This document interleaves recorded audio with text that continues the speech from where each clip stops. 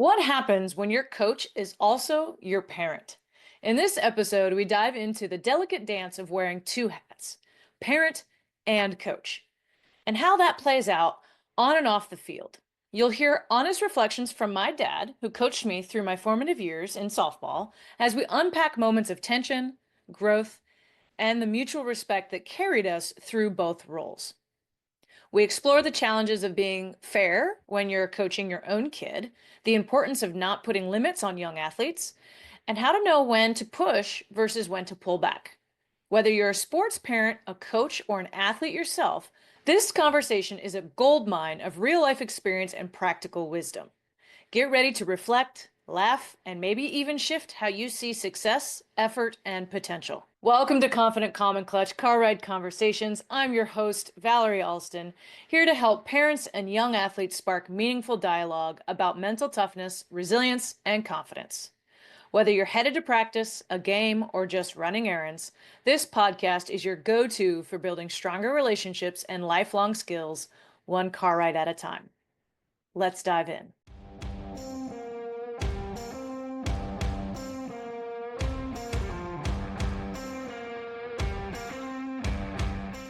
We'll shift into this idea of wearing two hats as my parent and also as my coach, especially in the later years where you were the head coach. Were there times where it was hard for you to separate being my dad from being a coach? Yeah, because as your parent, ideally, I think you go to bed and you dream about your child getting the game-winning hit or the striking out the batter or whatever Yeah, the being the athlete's supposed superstar. to do. You certainly would love for that to happen. The challenge is when you're the coach, your obligation is to every child on the team to put them in a position to succeed, to give them the coaching that they need to get as good as they can be. And then the challenge is balancing the performance for the team versus the performance for your kid. And I've seen it go both ways. We had parents that were so hard on their kid, they drove them out of the sport Mm, and just belittled them if they didn't do perfect everything. But it was, they would just hound them if they didn't do anything right. And then you had yeah, other people that their daughter got to be the starting pitcher and the shortstop, even though she was clearly not the best choice on the team. So those are not good options. They're not good for team morale. They're yeah, not good for winning games. It's not good for teaching the skills that you want to instill, which is, hey, if you work hard, you do a good job, you have a good process, you put your time in, you'll show in performance eventually. I guess it was not a problem in the sense that I didn't try to enforce a particular position or anything on you. And yeah, so the way that I dealt with that as a coach, which was unique, I think I don't know of any other coach at my peers that did it, is I knew that you were a good athlete, a very good athlete, and a hard worker, and a very talented mentally athlete. In other words, being tough out on the field. But I also knew what the lack of limitations. speed was an Yeah, issue, right? yeah, And you weren't as big as some other players. So I constantly looked at that and said, I don't know where Valerie could get to. But then some coaches would look at a kid for 5 minutes and say, this kid will never be anything. They're only going to be this. yeah. No, let them figure that out because there's some small kids that play really well. Yeah. And Some tall especially, kids that can't hit. So all that yeah, kind of stuff. So especially prior, like y- as a coach of a youth athlete, you have no stinking clue what this kid's physical abilities right, potential are because they haven't hit puberty yet. Like, who the heck knows? And right. it's pretty common that sometimes the biggest, fastest kids at between 10 and 12 are not once they get to high school. And if you are a coach listening to this, I encourage you and also a parent that never prejudge or put limits on a kid. If they're excited about playing a particular position, I would really encourage you to focus on helping them understand what does it take to play that position well, regardless of their current size, strength, ability. And just encourage them, okay, to do that position, you need to have these skill sets or abilities. And then coach them to that. Because again, you do not know what any kid's potential is. You don't. And if you think you do, I'll tell you you're wrong because you are. You have no idea. So I just encourage you, as any parent and coach, don't set limits on kids. You need to ground them in reality, right? You do need to bring them back to what does it take to be good at that thing, but don't tell them they're not capable of it. Tell them the Yeah, or don't tell them they are. yeah, true. Because Both. some people were anointed to be the starting pitcher when they never practiced and didn't work at it. And then over time, you would see they didn't deserve that anointing. Yeah. So I think what I did when I was organizing teams as soon as I became the head coach is I always said, Valerie's a very good player, and I know she'll be there for the team. She may not be the star of the team, but she'll do something every game that'll help us win a game because she's always mentally in the game. She's always in the right place. She gets great bunts down. She hits behind the runner. She does a lot of skills that are important, but she'll probably never be the superstar on the team. So what I would do is I would say when I'm casting the team at the beginning of the year, if I pick players for my team that are at least as good as Valerie or better, then I know I'm going to have a good team because she's pretty good. And so I would always start the year with a new team and say, here's the kids. You guys got to fight for your playtime and you got to learn what to do to playtime. And Yeah. usually by a third of the way through the season, you found your way onto the starting lineup in a role somewhere. Yeah. I think it wasn't always the role I might have guessed, but you played second, you played first, you played short, you played third, you played outfield, you caught, you did a lot of different things. But I think in the long run, looking back at it now after the 14 years of softball, that variety of skills actually helped you when you got to college. So Yeah. I think that if the daughter knows that I'm going to be in the starting lineup no matter what I do, then there's no incentive for her to work hard, do the things she needs to do, learn the process to be a good performer. Yeah. If she knows that I know he's my dad, but he's going to make me work to get on the field, then that's what they expect too. So they'll either quit or not want to do it, or they'll say, I'm going to rise to that challenge. And I think that the hardest thing is to get kids to understand that their fate is in their hands. If you put Yeah. in the time, the effort, the work ethic, it shows eventually. It may not be for this coach, it might be for the next Yeah. coach, right? Yeah. But it will show because you'll get better. And where the frustration would come from me, like when I would relinquish the playtime decision control to somebody else and they would make a decision that was not based on that was the only time I really got frustrated. I remember a particular event where we're supposed to win the battle for who could play better, and you clearly won that battle and didn't get the role. Then that became frustrating as a parent. Yeah. As I say, hey, I'm trying to teach my kid that if you put in the time and you put in the effort and you do everything you need to do, you deserve to get that playtime, right? But that didn't happen very often, but it just did. And so that would be frustrating as a parent, Yeah. but not if somebody was a better player and took over the spot. Or sometimes, because you went in and out of playing second base and sometimes would go to another position even though may or may not have been the best second baseman, but Yeah. it made sense for the team for somebody else to be there because it strengthened the team to have people moving around. So Yeah. I think we always had that ability to talk about that and deal with it, where if a dad or somebody was all, oh, my daughter's going to be a shortstop or my daughter's going to be the center fielder or whatever, you're just limiting your options to get Yeah. playtime. Yeah. And you're limiting the growth of the athlete as well to say, Yeah. And I know there's this as the coach, your job is to sometimes pressure and push to get the best out of the player. How did you balance that? Because I can remember one specific time, top of mind, and I'll share it here in a minute, where I finally had to be like, stop. But what was your balance, or how did you discover that point of like, how do I know that right now I'm in coach mode and I mhm, need to push mhm. versus, okay, I'm going to take that hat off and I'm going to be dad support. What do you need, kiddo? Type. Like, how did you find that balance, or did you? Again, it's as a human, you're never perfect at that, right? You Yeah. just aren't. So I think one of the things that, as the coach, you really have three different modes that you have to operate in. You have to coach and show people how to do things, and then you have to basically take command and make the decisions that have to be made to put people here, there, hit, run, all that kind of stuff. But you also need to create an environment where your athletes can thrive. And Hmm. you do that by a combination of having a set values for the team. Here's the direction, here's the way we want to play. You have to fit into my system. You can be a great athlete, but if you don't fit into our system, that's okay. You can play for somebody else and have a great time and be really good and maybe beat us in a game. But Yeah. the motivation piece is I think the only thing that you can get to motivate athletes is, okay, you work hard, you do what you're supposed to do, you play the game the right way, you play the way that we're operating, then they're rewarded with the bulk of the play time for the Hmm. key roles.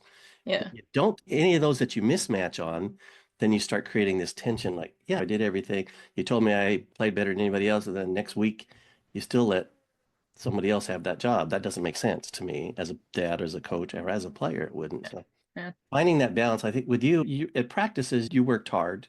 Yeah. Sometimes the between week batting sessions got a little testy. Yeah. Oh, that's mostly what I'm thinking is like when we were at home working together, it was less when we were at the team. Like I was able to like completely separate that. It was at home when I was working through things. I remember one specific time you were showing me video of something and I was like all the things I was doing and I finally just blew up at you because I was so tired. I was like, quit showing me what I'm doing wrong. Like I was just so tired.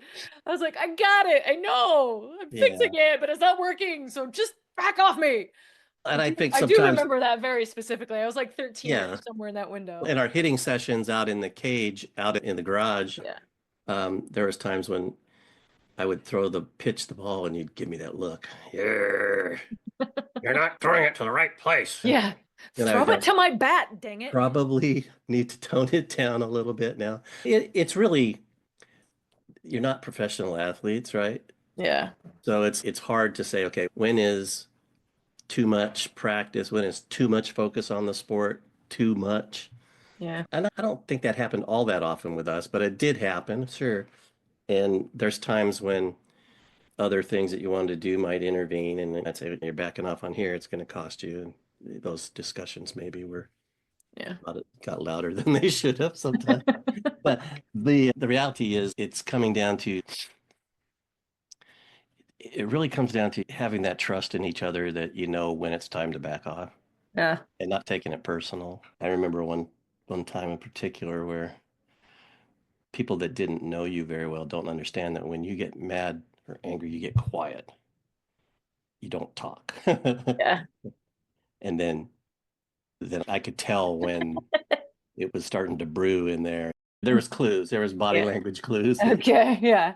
We knew each other well enough at that yeah, point. but the reality is, you're a young person learning to do stuff. You're certainly not going to be perfect at it. And the parents have to understand that too. There's a time to push and there's a time to back off and be supportive, right?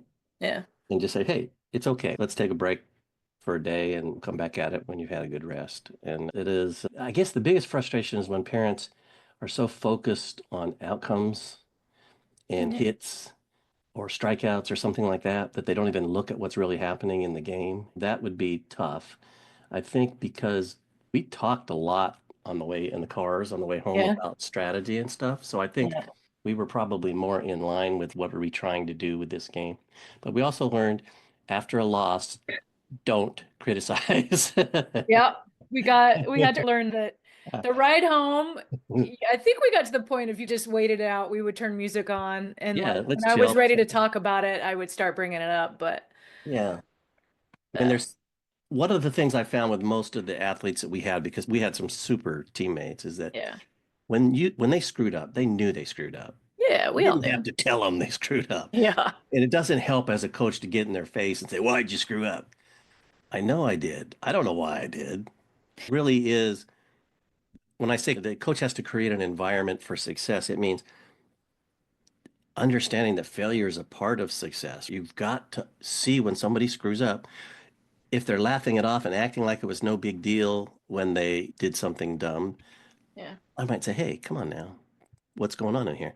Now, when somebody makes a big mistake and it costs them a game, they feel bad. Nobody feels great about that. Yeah. When Everybody you know knows they that. screwed up, Yeah. you don't need to go tell them. That's the time to maybe get a hug, right? Just put an Yeah. arm around the shoulder and say, hey, we'll get him next time. Go after it. Let's go. And that's the tough part. I think as head coach of the team and dad gets in the way is sometimes there was a particular event. I remember when our semifinal game at the when we won the national championship, Yeah. there was a play where the ground ball to second would have ended the game, and you threw it to the first baseman and it went overhead. And now we got the tying run on second. Yeah. And it was like, that was an error. But okay. But I've got all these other things going on that I have to manage in the game. It was tough take that time out and go out and have that private conversation. Say, hey, next one's coming right at you. Let's go get it. Don't worry about it. Yeah. And so sometimes I think the coach part got in the way of being the supportive dad part. Yeah. You have responsibilities to every player on the team to be there. And Yeah. fortunately, we got bailed out on that when girl got thrown out at home to win the game. But it was like, it's that balance. You don't always have the ability to stop and go provide the support when you're out on the field. But after the game, I think we have those moments and you can talk and see. It's a tough balance, I think, but it's got to be based on, again, like parents tend to focus on outcomes. My Yeah. daughter gets a hit, I'm happy. If they strike out, I'm angry. And you're trying to teach people a process to become good. Yeah. Making errors is a part of that process, learning what you did wrong, staying tough in the moment, realizing that the god of softball We'll get knows it when right you've back to made a you. mistake and Yeah. the next ball is coming right to you every Yeah. time. Yeah. Yeah. It's just that's the way it is. And Yeah. so we would make jokes about that and say, hey, here's what's coming, man. It's coming right back. Go get it. Yeah. Where I've seen parents, coaches make the mistake is by being too hard on their kid.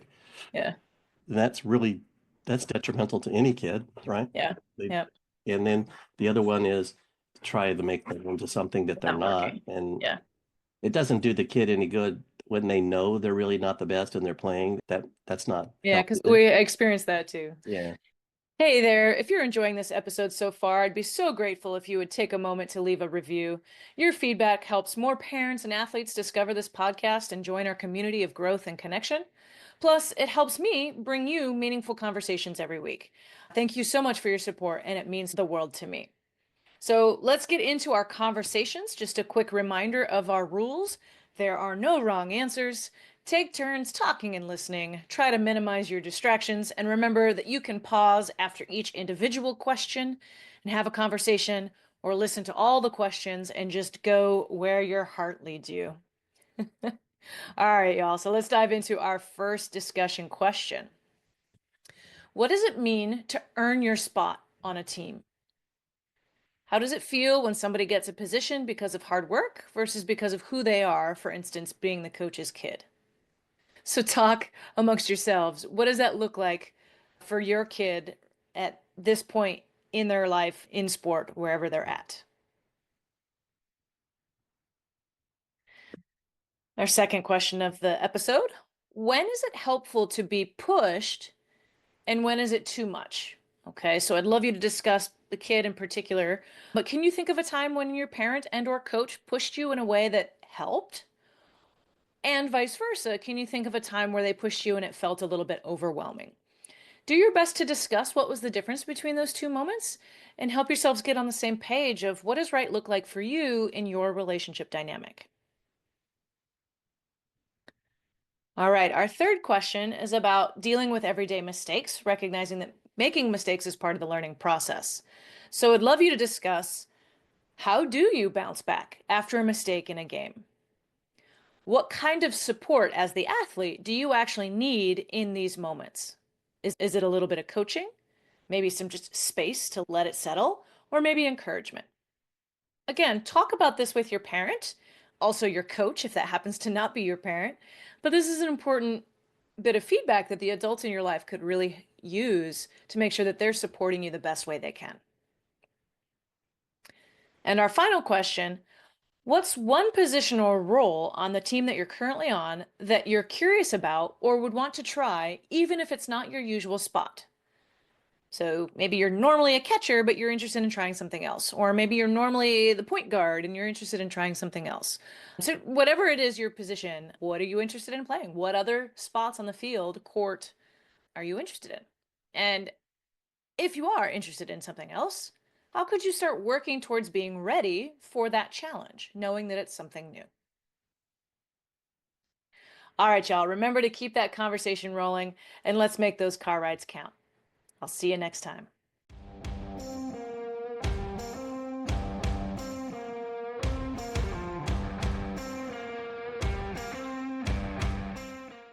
Thank you so much for joining me on Confident, Calm, and Clutch Car Ride Conversations. If you found this episode helpful, please share it with at least one other parent or coach who could use a little extra inspiration on the go. For weekly tips, mindset shifts, and conversations that help you and your athletes stay confident, calm, and clutch, no matter the scoreboard, subscribe to my newsletter at www.confidentcalmclutch.com/newsletter.